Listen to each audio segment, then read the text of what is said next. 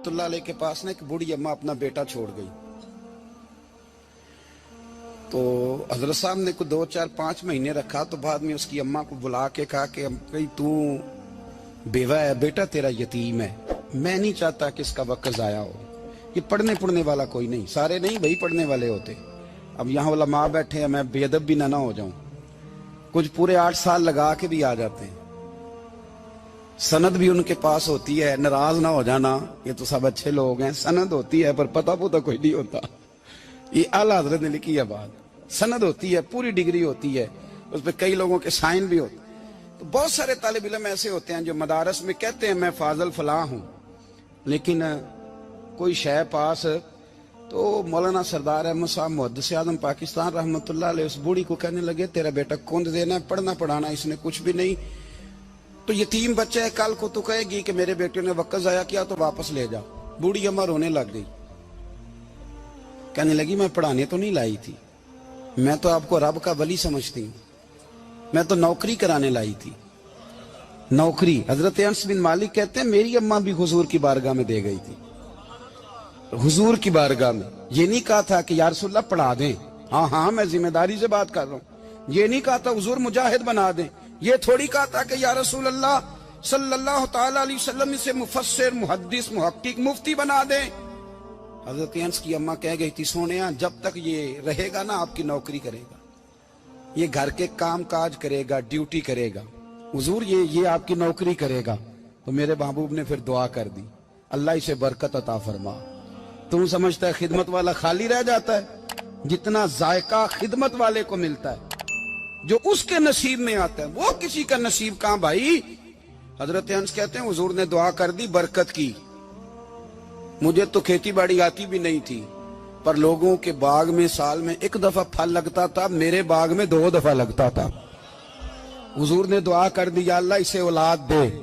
फरमाते हैं मेरे बेटे, मेरे पोते, मेरे नवासे, मेरी बेटियां, फरमाते हैं मैं जिंदा हूं और मेरी 100 औलादे मौजूद हैं। परेशान हो गया 100 सुन के बच्चे 2 ही अच्छे, 100 औलादे मेरी मौजूद हैं। हजरत अनस भी मौलाना सरदार अहमद साहब के पास ना छोड़ गई बच्चा, कहने लगी हजरत जी मैं को पढ़ाने के लिए थोड़ा छोड़ गई हूँ, मैं तो इसलिए छोड़ के गई हूँ कि आप मेहरबानी करें, खिदमत कराएं। तो हजरत जी कहने लगे कोई ऐसा काम ही नहीं, खिदमत वाला क्या कराऊं। कहने लगी पट्ठे पवा लिया करो जी। हम लड़ पेंदे ने, कहने ने बच्चे काम कर दें मदरसे का। हालांकि अब कहां बच्चे काम करते हैं, अब तो गुजर गया दौर, अब तो बच्चे काम कराते हैं। अब बच्चे भी नाराज हो रहे हैं, घूर घूर के देख रहे हैं। सही कह रहा हूं आपको, बच्चे काम कराते हैं, बच्चे कहां काम करते। कहने लगी ये चारा डाले करेगा आपकी भैंसों को। तो हजरत ने उसको कहा कि बीबी चारा मेरी भैंसों को डालने के लिए मैंने बंदा रखा हुआ है, तो तू जा ले जा। कहने लगी हाथ बांध के हुजूर मेहरबानी करें रख ले, चारा डालेगा। और पुत्र तवज्जो से चारा डालना हजरत की भैंसों को। रोने लगी, हजरत ने रख लिया, महीने का खर्चा भी देते। शाम को ना वो सारा दिन काम करता, शाम को आके पैरों में भी बैठ जाता, हजरत जी लाएं तेल थोड़ा सा, पैर ना दबा दूं। 8 साल साथ वाले पढ़ते रहे, ये बेचारा नौकरी करता रहा, मेरा रूप भी नहीं ते मेरा रंग भी नहीं, और मैनू यार मनान दा टंग भी नहीं। कभी कभी ना हजरत बिलाल हबशी फारग होते ना, तो नबी पाक की बारगाह में अर्ज करते हुजूर कोई काम तो नहीं, सारे हो गए, हुजूर जाऊं जरा, चले जाते। एक दिन सलमान फारसी कहने लगे या रसूलल्लाह ये बिलाल कहाँ जाता है। फरमाया जा देख के तो आ। हजरत सलमान वापस आए तो आके रोने लगे, कहने लगे सोनिया जब यहाँ से जाता है ना तो जाके सैयदा फातिमा की चक्की पीसनी शुरू कर देता, बीबी साहबा के काम करने लगता है, घर में जाके स्नैन की ड्यूटी करता है, वहां भी काम यहाँ भी काम। वो चारा डालता रहा, उसने चारा डाला। हजरत मुहद्दिस आज़म की भैंसों को दस्तारे फजीलत का वक्त आ गया, सारे पगड़ियां सजा के आ गए, आज दस्तार होगी। ये ना पीछे होके बैठ गया, चूंकि पढ़ा ही नहीं था तो दस्तार का है कि दस्तार तो उसकी जो पढ़ेगा, हमने तो पढ़ा ही नहीं, हमने तो यार पढ़ा, घर पढ़ा, ड्यूटी करी। हजरत मुहद्दिस आज़म रहमतुल्लाह अलैह के यहाँ जब ऐलान होने लगा ना कि अब दस्तार होगी, तो हजरत ने पहला ऐलान उसका फरमाया। तो मजा वाला बंदा कपड़े भी कदी कदी बदलता है ना, वो कहता है जिस हाल में भी था मैं पलट के देखने लगा कि पढ़ा पढ़ाया तो है, कोई शय नहीं, ये माजरा क्या है। पीछे से उठ के आए, تو کہتے ہیں باقیوں کی دستار کسی عالم نے کی, کسی صوفی نے کی, لیکن یہ بھینسوں کو چارہ ڈالنے والا جب آیا تو محدث اعظم نے فرمایا پگڑی کے بال کو کوئی ہاتھ نہ لگائے, یہ ساری دستار میں نے کرنی ہے. اور فرماتے ہیں حضرت بال بھی دیتے جاتے تھے اور آنسو بھی بہاتے جاتے تھے, ماتھا بھی چومتے تھے اور فرماتے تھے دستار کے بعد چلا تو نہیں جائے گا یار, مجھے تو عبادت بھی نہیں رہ گئی, مجھے تو چابیوں کو بھی نہیں پتا کون سی کہاں رہتی ہے, جائے گا تو نہیں تو رو پڑا, کہنے لگا سوڑیا جائے تو وہ جس کے پلے کچھ ہے ہو, آتا جاتا تو ہے کچھ نہیں, مجھے کس نے رکھنا ہے, میں نے کہاں جانا ہے, ادھر کہاں تو ادھر ہی رہوں گا. اس طالب علم کے سارے استاد بھائی کہتے ہیں اس نے دستار کرائی, پڑھا پڑھایا کچھ نہیں, پر جو مسئلہ اڑ جاتا تھا نا, وہ جو اڑ جاتا تھا نا, وہ جا کے اس سے پوچھتے تھے تو کتابیں کھولنے کی ضرورت نہیں پڑتی تھی. حضرت ام سلمہ رضی اللہ تعالیٰ عنہ کہتی ہے میں نے عرض کی یا رسول اللہ صلی اللہ علیہ وسلم میری بچی بڑی بیمار ہے, تو مجھے کسی نے کہا ہے یہ تھوڑی سی نشے والی چیز ہے, یہ بنا کے تیار کر کے دو صحیح ہو جائے گی, بیمار ہے بچی تو یہ نشے والی چیز ہے, اس کو تیار کر کے دو, تھوڑا نشہ ہے. اگرچہ بعض, میں نے شروع میں کہا, بعض لوگ مریض کو, سخت مریض کو ایسی ادویات جو مجبوری بن جائے اس کی گنجائش اور اجازت دیتے ہیں. محتاط علماء تو اس میں بھی بہت ساری چیزیں پہلے بیان کرتے, لیکن اس نے کہا جی میرا نشہ دینا ہے شفا کے لیے. حضرت ام سلمہ کہتی ہے میرے نبی پاک نے میری طرف دیکھا, میری طرف, تو میں نے کہا یا رسول اللہ آپ کیا فرمانا چاہ رہے ہیں؟ تو نبی پاک نے فرمایا ام سلمہ کبھی ناپاک چیز میں بھی شفا ہوئی ہے, کبھی ناپاک چیز میں بھی, کبھی شراب اور خمر میں بھی شفا ہو سکتی ہے.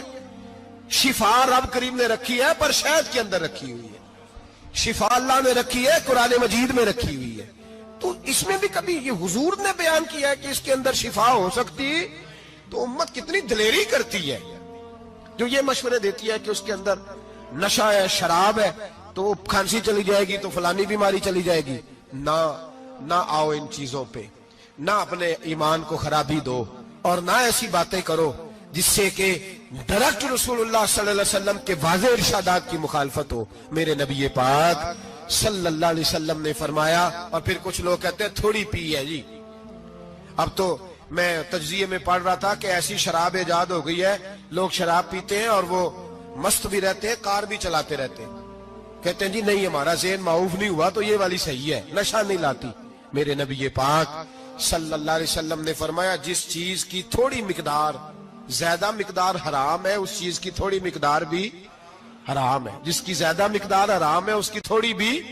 تو خمر اور شراب اگر فل پینا جائز نہیں تو تھوڑی پینا بھی جائز, یہ حرام ہے اور حرام تھی اور قیامت تک حرام ہی رہے گی. میرے نبی پاک صلی اللہ علیہ وسلم نے منع کیا اور حضور نے اظہار ناپسندیدگی فرمایا, اور میں 40 دن تو عبادت ہی قبول نہیں ہوتی شراب پینے والوں جب تک سچی توبہ نہ کرے. یہ لفظ جب ادا کرتا ہوں تو شرم سے میری زبان لڑکھڑاتی ہے کہ یار درباروں پہ بھی نشہ بکتا ہے. میں یہ بات کر رہا ہوں صوفیاء کا ترجمان, درباروں پہ, مزاروں پہ, اور سجادہ نشینوں تمہیں زمین نگل جائے, آسمان تمہیں لے اڑے, تم پر قہر نازل ہو, تم نے باپ دفن کر کے تو وہاں نشے کا اڈا بنا لیا, ماؤں سے بیٹے چھیننے لگے ہو, عورتوں کے سروں سے کپڑے چھیننے لگے ہو, سہاگ مارنے لگے ہو, بیٹیاں اور بیٹے یتیم کرنے لگے ہو, نشہ بیچتے ہو درباروں اور مزاروں پہ. یہ تماشا لگ گیا. آپ کیسے کروں یہ بات, پر کرنی پڑ رہی ہے, مجبوری ہے, یہ مضمون مکمل نہیں ہو سکتا. بند کر دیں وہ دربار, ہمیں نہیں چاہیے جن درباروں پہ نشہ بکتا ہے. میں ذمہ داری سے کہہ رہا ہوں, بات ریکارڈ ہو رہی ہے. جوتے کی نوک پہ وہ سجادہ نشین جو امت کو ڈرگز دیتا ہے, وہ سجادہ نشین کا ڈیرا نہیں, وہ گند کا اڈا ہے, وہاں سے فیض نہیں مل رہا, امت کی تباہی ہو رہی ہے. بتا دو, پھیلا دو, اس کو اعتراض کرنا کرو. میرے رسول پاک سید عالم صلی اللہ تعالی علیہ وسلم کا دین ضروری ہے, کسی پیر کی سجادگی ضروری, بولیے سجادگی ضروری. بڑی ذمہ داری سے کہہ رہا ہوں اور نمائندگی کر رہا ہوں اپنی جماعت کی. نہ ہمارے بزرگوں نے کل اس کی حمایت کی تھی، نہ آج کرتے ہیں، نہ قیامت تک کریں گے۔ بند کر دیں وہ دربار اور مزار۔ بزرگ دنیا میں یہ کام کرنے آئے تھے، اور ہماری سوچ اتنی گر گئی ہے، اتنے ہم کمزور ہو گئے۔ کہتے ہیں جب اس کو چڑھ جاتی ہے تو پھر بڑی معرفت کی باتیں سناتا ہے۔ تجھے شرم نہیں آئی یہ لفظ کہتے ہوئے؟ اب نشئی تجھے معرفت سکھائے گا؟ اب تو شرابی سے، بھنگی چرسی سے دین سیکھے گا؟ کہتے ہیں اس نے پی ہوئی تھی، چڑھی ہوئی تھی، میں بات کر دی تو میرا کام بن گیا۔ اتنی گندی اور میلی سوچ صاحب ایمان کی ہوتی ہے، تو اب نشیوں سے جا کر دعائیں کرائے گا؟ سن، میرے نبی پاک صلی اللہ علیہ وسلم نے فرمایا جو شراب پی لے، نشہ کر لے، اس کی تو 40 دن تک عبادت رب قبول نہیں فرماتا۔ تو کہتا چڑھی ہوئی تھی تو اس نے دعا کر دی، تجھے شرم ہی نہیں آئی بات کرتے؟ حیا ہی نہیں کیا تو نے جملہ بولتے؟ یہ کوئی تصوف اور طریقت ہے؟ جاؤ اٹھا کے لے جاؤ۔ ایسی کوئی تصوف اور طریقت ہمیں نہیں چاہیے، ہمیں وہ والی طریقت چاہیے جس میں خدا کے قرآن کی بات ہوتی ہے اور محمد مصطفیٰ کے فرمان کی بات ہوتی ہے صلی اللہ علیہ وسلم۔ تو بھائی یاد رکھو، یہ کوئی طریقہ نہیں۔ ایک مزار ہے، مجھے ایک صاحب کہنے لگے آ جائیں یہاں بھی فاتحہ پڑھیں۔ میں نے کہا یہاں کیا ہے؟ کہنے لگے تھے تو بابا جی نشہ وشا کرتے، پر اب سنا ہے لوگوں کی منتیں بڑی پوری ہوتی ہیں۔ مجھے جذبات بڑے کم آتے ہیں۔ میں نے اس آدمی کو گریبان سے پکڑ لی، میں کہ ادھر ہٹ، وہ تو نشہ کرتا تھا اور تو جاتا تھا، تیری یہ کیسے طاقت ہوئی؟ تو نے مجھے مشورہ دے دیا ہے، تو ہمیں کمزور سمجھتا ہے؟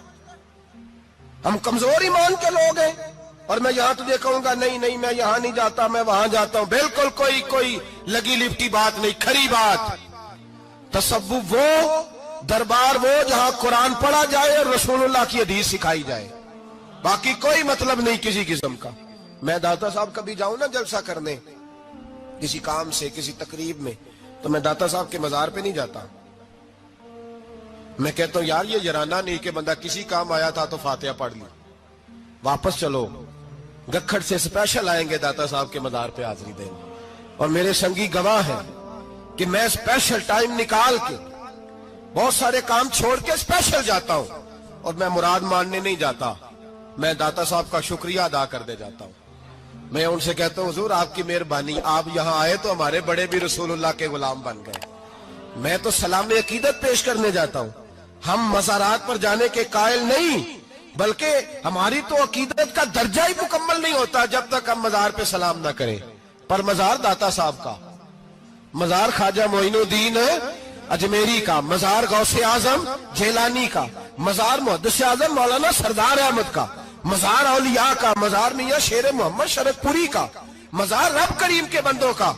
بھنگیوں چرسیوں کے مزار نہیں ہوتے، اور نام ان مزارات کے قائل ہیں، بالکل قائل نہیں ہم۔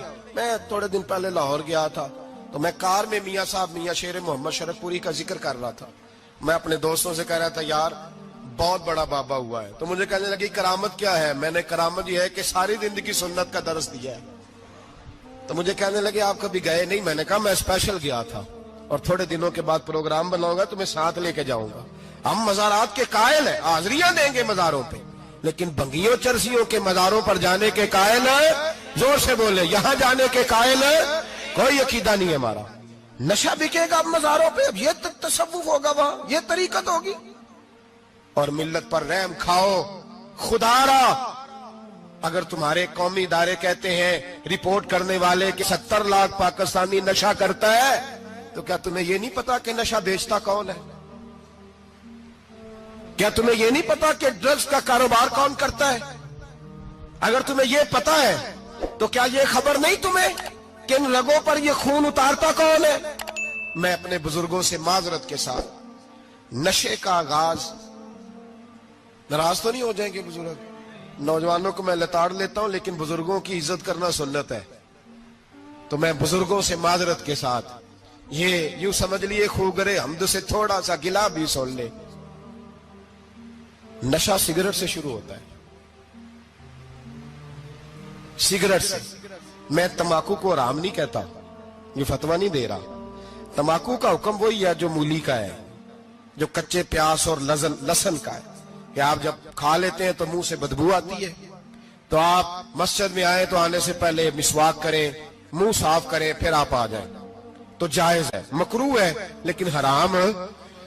لیکن تمباکو سے آگے جب حالات بڑھتے ہیں، تجزیہ نگاروں نے لکھا ہے کہ ہمارے پنجاب کے کچھ علاقوں میں اب سگریٹ سے نکال کے نا، پہلے بھی بھرتے تھے لوگ اس میں بڑا کچھ، اب پتہ ہے کہ نیا نشہ ایجاد کیا ہے، اب اس کے اندر چرس بھی بھرتے ہیں اور چھپکلی کو مار کے سکھا کے خشک کر کے اس کو پیس کے وہ ساتھ نشے کے ملاتے ہیں، اور اس کا حال یہ ہوتا ہے کہ آدمی کو زیادہ نشہ ہوتا ہے، اور کہتے ہیں وہ اتنا گند ہے کہ وہ آدمی کسی کو دانت بھی لگائے گا تو وہ بندہ بھی بیمار ہو جائے گا۔ کیا یہاں لوگ اسپرٹ نہیں پیتے آپ کے ملک میں؟ اور ہم کبھی سڑک پہ جاتے ہیں تو نشئی کو دیکھ کے مذاق کرتے ہیں، دیکھنا میں ہارن لگاؤں گا تو گاڑی کے ہارن سے گر جائے گا، لیکن تجھے پتا نہیں کہ یہ کسی ماں کا بیٹا ہے، پتا نہیں کسی بیوی کا شوہر ہے۔ ایک ہمارے دوست ہیں، بزرگ ہیں، ان کا داماد فوت ہو گیا، نشہ کرتا تھا، تو میں تعزیت کرنے ان کے گھر پہنچا تو کھڑے ہو گئے ہاتھ باندھ کے، کہنے لگے حضرت صاحب باقی ساریاں گلاں چھڑ دیو، صرف نشے تے تقریر کریا کرو۔ وہ جب جیتا تھا تو تب بھی اس کے بچے یتیم ہی تھے، یتیم ہی تھے۔ میری بیٹی جب میرے گھر آتی تھی اور میں اپنے پوتوں کے اتنے کپڑے اسے پہننے کو دیتا تھا تو میرا کلیجہ پھٹتا تھا، اور میری بیٹی اس کی زندگی میں بھی بیوہ کی زندگی گزار رہی تھی، وہ میری بہوؤں کے اترے ہوئے کپڑے پہنتی تھی، کوئی دعا کرو، کوئی جلسے کرو، یہ لت ختم ہو جائے۔ اور کہنے لگا اب میرے وہ چلا تو گیا ہے، دادا دادی اس کے پہلے کوئی نہیں، چچا ہے کوئی نہیں، جب تک تو میں زندہ ہوں ان نواسوں کو کوئی روٹی کا لقمہ، کوئی کپڑا مل جائے گا، لیکن سوچتا ہوں میں بوڑھا ہوں، مر گیا تو ان کو کوئی پوچھے گا بھی نہیں، کون ان کی خبر۔ اتنا ظلم اس قوم سے، اتنی زیادتی، اور آرام سے لکھ کر لوگ گزر گئے کہ یہ 70 لاکھ ہے، ان کا درد تو سمجھو، تکلیف تو سمجھو۔ 7 فٹ کا سونا جوان اور نشے کا عادی ہے تو کسی نالی میں پڑا ہوا ہے۔ اور میں نے کہا اس قوم کے ساتھ اس سے بڑا بھیانک مذاق کیا ہوگا؟ کوئی دانشور تھا بڑا ظالم، اس ظالم سے کوئی مشورہ لینے آیا، اس نے آ کے کہا تو بڑا ظالم ہے، بڑے کڑوے مشورے دیتا ہے، میرا ایک دشمن ہے، میں اس سے بدلہ لینا چاہتا ہوں، میرا دل کرتا ہے اس کا بچہ قتل کر دوں تاکہ وہ تڑپے۔ تو ظالم نے کہا اسے قتل نہ کر، وہ تو اس کا باپ 2-4 مہینے رو کے چپ کر جائے گا، پھر میں سخت سزا دینا چاہتا ہوں، مشورہ دے۔ تو اس نے کہا اس کے بچے کو نشے پہ لگا دے، جس کا بچہ نشہ کرے گا وہ باپ روز مرے گا، روز جیے گا، وہ ماں روز مرے جیے گی، نشے پہ لگا دے۔ اس قوم کے ساتھ سب سے بڑا ظلم یہ ہوا کہ ملت کا جوان نشے پہ لگ گیا، ڈرگز پہ لگ گیا، اتنے تباہ حالات ہوئے کہ جوان چڑھتی جوانیاں، اماں نے کتاب دے کے بھیجا تھا، اور کالج سے واپس آئے تو نشے کے ٹیکے ہاتھوں میں پکڑے ہوئے، ٹیکے۔ اور آپ کے اس ملک کے اسلام آباد میں ایک دن میڈیا نے وہ خبر بھی وائرل کی اور وہ چیز بھی دکھائی لوگوں کو، 3 مہینے کا بچہ لے کے نشئی سڑک پہ آ گیا، اس نے کہا میرا نشہ ختم ہو گیا، میرا بچہ خرید لو، 2 پڑیاں دے دو۔ تو وہاں بیبیاں جو سن رہی تھی وہ بھی چیخیں مار کے رو رہی تھی۔ یہ ظلم کیا اس قوم کے ساتھ، اور کرپشن کی لعنت نے اجازت دی سپلائی کرنے والوں کو کہ گلی گلی بیچے، گلی گلی۔ انہوں نے کچھ تھوڑا ظلم نہیں کیا ان حکمرانوں نے، اور ہماری اپوزیشن اس کو نہ صرف اتنا پتا ہے کہ یہ جائیں اور ہم آئیں، اس سے زیادہ کوئی غرض نہیں۔ بھائی کرپشن کے خلاف نکلے ہو تم، نشے کے خلاف کس دن نکلو گے؟ جوئے کے خلاف کس دن؟ قوم تو مر رہی ہے نشے سے، اس کے خلاف میدان میں کب آؤ گے؟ صرف اتنا ہے کہ یہ جائیں اور ہماری باری آئے، اس سے زیادہ کچھ نہیں۔ جتنے مجرم وہ ہیں اتنے ہی تم بنتے جاؤ۔